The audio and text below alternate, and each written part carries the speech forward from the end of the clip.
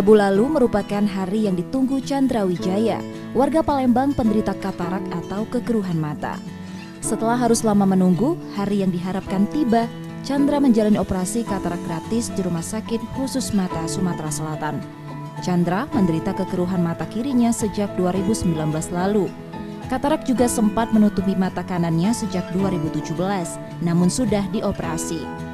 Katarak yang ia derita membuat penglihatannya kabur dan kesulitan untuk melihat, membuat aktivitasnya terganggu. Selama ini pengobatannya tertunda karena masalah biaya. Chandra juga tak masuk dalam tanggungan asuransi dan jaminan kesehatan. Operasi katarak gratis jadi berkah bagi Chandra. Bersyukur banget ini, sangat bersyukur. Dan bahkan sangat berterima kasih ya. Berharap ya lancar kembali normal, bisa berjualan kembali. Selama ini kan semenjak saya mengalami ini pasrah dengan keadaan istri sendirian yang jualan.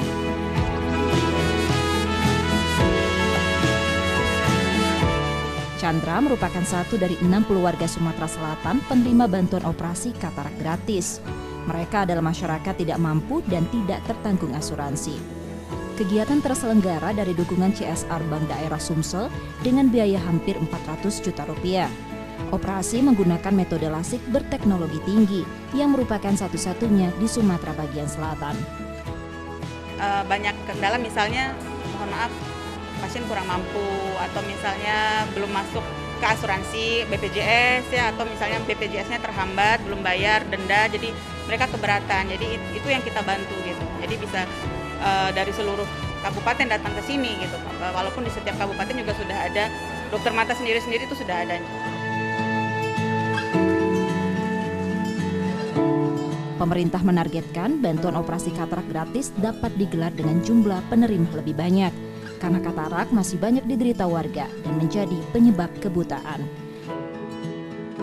Rizky Nurmizan, Kompas TV Palembang, Sumatera Selatan.